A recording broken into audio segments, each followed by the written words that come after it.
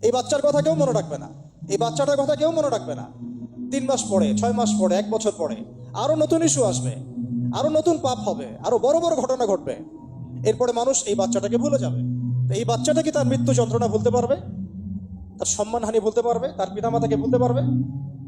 এখন প্রশ্ন হচ্ছে, তার পিতাকেও যদি আমরা জিজ্ঞাসা করি, ইসলামে রেপের শাস্তি হচ্ছে মৃত্যুদণ্ড, আর ব্যভিচারের শাস্তি হচ্ছে অর্ধেক কোমর পর্যন্ত পুঁতে পাথর নিক্ষেপ করে হত্যা করা। এবং বিবাহিত ব্যক্তি হলে এই শাস্তি, অবিবাহিত হলে 100 বেত্রাঘাত, 1 বছরের নির্বাসন এবং সমাজ থেকে বয়কট করা। আর ধর্ষণ হলে সরাসরি মৃত্যুদণ্ড। 3 মাস সময় লাগার কথা না, 3 দিনের মধ্যেই করা সম্ভব। এটা শরিয়া আইন, এটা আল্লাহ রাব্বুল আলামিনের শরিয়া বিধান। এখন তারাও কি এটাতে রাজি হবে?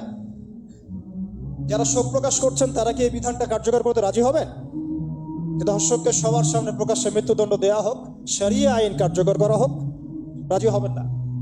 কারণ আপনারা বলবেন এটা করতে গেলে বাংলাদেশ থেকে মৌলবাদী রাষ্ট্র হয়ে যাবে। তো সমস্যার গোড়ায় আপনারা যেতে চান না, ডালপালা নিয়ে নাড়াচাড়া করেন।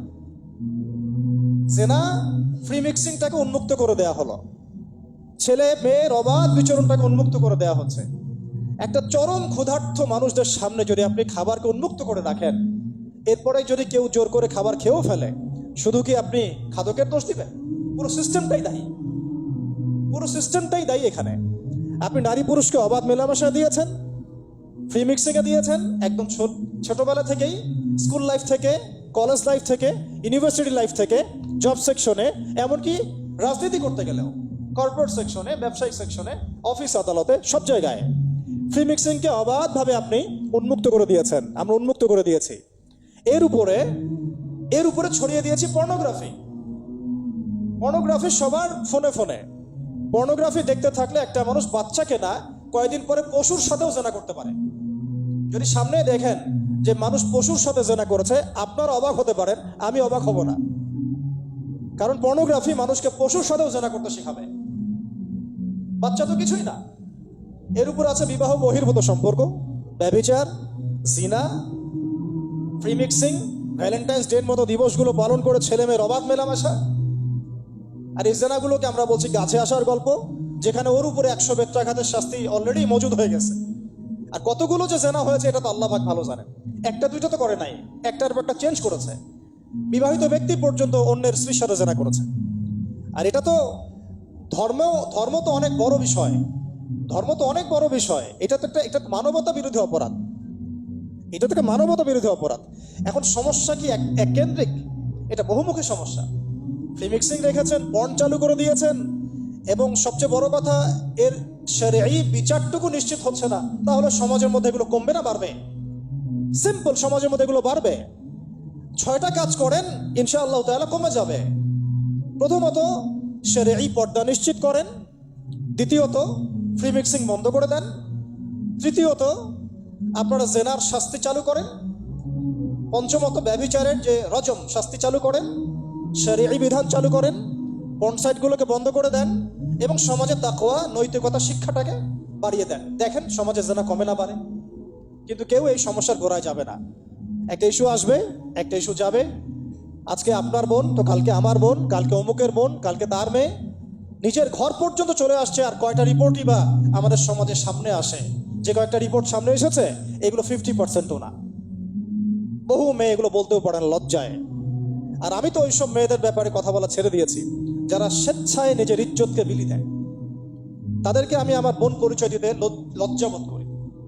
সমাজ থেকে গায়রত, ব্যক্তিত্ব, পর্দা, শালীনতা, হিজাব এগুলো উঠিয়ে দেওয়া হয়েছে। আপনারা কি দ্বীনি অঙ্গনের তসলিমা নাসরিন হতে চান নাকি? তারা কি দ্বীনি অঙ্গনে তসলিমা নাসরিন হতে চান? কেন আপনি একটা ছেলের সাথে হারাম সম্পর্কে জড়াবেন? কেন প্রেম করতে যাবেন? কেন আপনি তার সাথে বাইকে করে ঘুরতে যাবেন? কেন আপনি আপনার বন্ধুদের সাথে ফ্রি মিক্সিংয়ে ঘুরতে চলে গেলেন? 3 দিনের রাস্তা, 7 দিনের রাস্তা, 10 দিনের রাস্তা, অথচ আপনার উপর হজও ফরজ না মাহারাম ছাড়া। না আপনি পর্দা মানছেন, না মাহারাম মানছেন। আর সমাজে না আছে ইসলামী শরিয়া আইন অনুযায়ী বিচার, আর না আছে পর্ন বন্ধের উদ্যোগ, আর না আছে ফ্রি মিক্সিং বন্ধের উদ্যোগ। তো আপনার ইজ্জত চলে গেলে কে ফিরাই দেবে আপনাকে? আমি তো আপনার ভালোর জন্যই কথা বলছি। সমস্যা হচ্ছে আমরা সমস্যার গোড়ায় যেতে চাচ্ছি না। আজকে এই কথাটা আমি এখানে বলতে চাই নাই, শুধু কথা প্রসঙ্গে চলে আসছে যে এই যে মেয়েটা কাতরাতে কাতরাতে মারা গেল আজকে, আপনারা দেখে নিয়েন 3 মাসের মধ্যে এই মেয়েটাকে সবাই ভুলে যাবে। সমস্যার গোড়ায় আসেন। সমস্যার গোড়া হচ্ছে আল্লাহর জমিনে আল্লাহর দ্বীন ইসলাম বাস্তবায়ন না হওয়া পর্যন্ত এই মানবতার মুক্তির কোনো রাস্তা নাই। আল্লাহর কসম করে বলতেছি, আল্লাহর জমিনে ইসলাম, কোরআন, সুন্নাহ, রাসূলের আদর্শ বাস্তবায়ন হওয়ার আগ পর্যন্ত এই জাতির স্বাধীনতা বলে কোনো শব্দ নাই। এই মানবতার মুক্তির কোনো পথ নাই। কেউ আমরা স্বাধীন না, কেউ আমরা আমাদের ইনসাফ ন্যায্য অধিকারটুকু পাবো না। কালকে আপনার ঘরে এই সমস্যাগুলো আসলে আপনি এটাকে প্রতিহত করতে পারবেন না। বিচার চেয়ে বেড়াবেন এক মন্ত্রণালয় থেকে আরেক মন্ত্রণালয়ে, ফাইল ঘুরতে থাকবে, আপনার কেস বন্ধ হয়ে যাবে, আপনার বোনের ইজ্জত ফিরে আসবে না।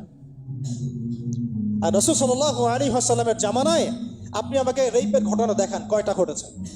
সাহাবীদের জামানায় রেপের ঘটনা দেখান কয়টা ঘটেছে? জেনার ঘটনা দেখান না কয়টা ঘটেছে? ব্যভিচার কয়টা ঘটেছে? চুরি বা কয়টা হয়েছে? ধর্ষণ কয়টা হয়েছে? ডাকাতি কয়টা হয়েছে? একটা দুইটা রেয়ার আপনি ঘটনা দেখাতে পারবেন। এবং যখন সেই ঘটনা ঘটেছে ইনস্ট্যান্ট দেন এন্ড দেন নবী সাল্লাল্লাহু আলাইহি ওয়াসাল্লাম শরীয়ত আইন বাস্তবায়ন করেছেন। তিনি শুধু মানুষকে তাকওয়ার ওয়াজ নসিহত করেন নাই, বরং আল্লাহর আইনও বাস্তবায়ন করেছেন। এই দুইটা সমানুপাতিকভাবে চলতে হবে সমাজের মধ্যে। শুধু তাকওয়ার ওয়াজ করেই সব বন্ধ করা যাবে না, আইনও বাস্তবায়ন করতে হবে। তখন দেখবেন সমাজ সমান্তরালভাবে চলবে। একটা আলোকিত সমাজ বিনির্মাণের দিকে আমরা হাঁটতে পারবো ইনশাআল্লাহ। শুধু আমি ওয়াজ করে যাব, আইনের কোনো বাস্তবায়ন নাই, আবার আইন বাস্তবায়নে কথা বলবো, তাকওয়ার কোনো সমাজ নাই, এভাবে হবে না। দুটো একসাথে চলতে হবে। আমরা দুটো থেকেই সমাজকে বিচ্ছিন্ন করে ফেলছি। স্কুল লাইফ থেকে তাকওয়ার শিক্ষাটাকে আস্তে আস্তে শেষ করে ফেলছি। আমি তো দেখালাম তাকওয়া তো শিখবেন আপনি কোরআন থেকে, হাদিস থেকে, সিরাত থেকে, সেটাই তো আমরা পড়ি নাই। আমি চ্যালেঞ্জ করতে পারি আমাদের স্টুডেন্টদেরকে, আল কোরআনুল কারীমের 10টা সূরার অর্থ তারা বলতে পারবেন না। হাদিসের মধ্যে 100টা হাদিস তারা মুখস্থ বলতে পারবেন না। রাসূল সাল্লাল্লাহু আলাইহি ওয়াসাল্লাম পবিত্র জীবনী তারা 20 বছরে একটা কিতাবও একাডেমিক্যালি পড়েন নাই। ইসলামের ইতিহাসের একটা কিতাব একাডেমিক্যালি পড়ানো হয় নাই। তাজকিয়া সংক্রান্ত একটা কিতাব পড়ানো হয় নাই। ফিকহের উসুলে ফিকহ ছাড়া আপনি কিভাবে চলবেন? ফিকহের একটা কিতাব পড়ানো হয় নাই। তাহলে এই জাতিটাকে আপনি কিভাবে ইসলামের দিকে নিয়ে আসবেন? শিক্ষা ছাড়া। শিক্ষা না থাকলে, ইলম না থাকলে আমল কিভাবে আসবে? আমল না থাকলে তাজকিয়া কিভাবে আসবে? তাজকিয়া না থাকলে আত্মশুদ্ধি কেমনে আসবে? আর কিভাবে আমরা সৎ পথে থাকবো, অসৎ পথ থেকে দূরে থাকবো? কিভাবে আমাদের মধ্যে আল্লাহ ভীতি জাগ্রত হবে? আর আল্লাহ ভীতি যদি জাগ্রত না হয়, আমি গোনা থেকে কেন দূরে থাকবো? যার মধ্যে আল্লাহর ভয় নাই সে গোনা থেকে কেন দূরে থাকবে? তার মধ্যে তো আল্লাহর ভয় নাই। তা আমরা তাকওয়া বিবর্জিত সমাজ প্রতিষ্ঠার দিকে এত মেহনত করেছি বিগত প্রায় 50, 60, 70 বছর থেকে। কিন্তু আগামীর বাংলাদেশে আমরা এটা আর দেখতে চাই না। আমরা আগামীর বাংলাদেশে দেখতে চাই প্রত্যেকটা সেক্টরে যেন তাকওয়া নিশ্চিত হয় এমন ব্যবস্থা গ্রহণ করতে হবে। এবং একই সাথে আল্লাহ রাব্বুল আলামিনের জমিনে আল্লাহর বিধানগুলোও বাস্তবায়ন করতে হবে। শুধু তাত্ত্বিক কথাবার্তা বলে, দুঃখ প্রকাশ করে, শোক প্রকাশ করে কোনো লাভ হবে না, যতক্ষণ পর্যন্ত না আমরা আল্লাহ পাকের জমিনে তার আইন এবং বিচারগুলোকে বাস্তবায়ন করতে পারবো। আর আল্লাহর কসম করে বলছি, আল্লাহর জমিনে আল্লাহর বিধান বাস্তবায়ন হলে সমাজে পাপের হার তো কমে আসবেই। সমাজে পাপের হার তো কমে আসবে।